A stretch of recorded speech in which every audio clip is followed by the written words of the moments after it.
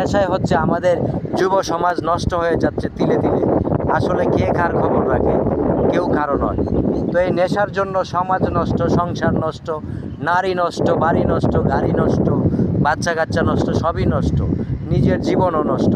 তো প্রিয় বন্ধুরা, আমি আপনাদেরকে আহ্বান জানাবো, প্রত্যেক এলাকায় মহল্লায় ছোট ছোট যুব সমাজ সংগঠন করে এই নেশাখোরদেরকে এবং এই নেশাখোর বিক্রেতাদেরকে আইনের হাতে সুপর্দ করুন এবং আপনার এলাকা, আপনার ভাই, আপনার বন্ধু, আপনার আত্মীয় স্বজনকে বাঁচান।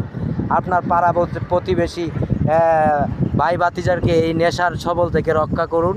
আর এটি করতে হলে একমাত্র প্রয়োজন হচ্ছে প্রত্যেক এলাকায় মহল্লায় যুব সংগঠন গঠন করা এবং এই যুব সংগঠনের মাধ্যমে প্রত্যেক এলাকায় মহল্লায় নজরদারি করে এই নেশাখোর, এই নির্মম নেশাখোর হারামজাদাদেরকে ধরে আইনের হাতে সুপর্দ করুন। কারণ এই যে কয়েকদিন আগেও দেখলেন মিরপুরে একটি 8 বৎসরের না 9 বৎসরের বাচ্চাকে নির্মমভাবে ধর্ষণ করে তার মাথা, গলা, হাত পা কেটে টয়লেটে, এবং স্বামী স্ত্রী মিলে, নেশাখোর এই স্বামী স্ত্রী মিলে, এটা একমাত্র এই নেশাখোরদের পক্ষেই করা সম্ভব।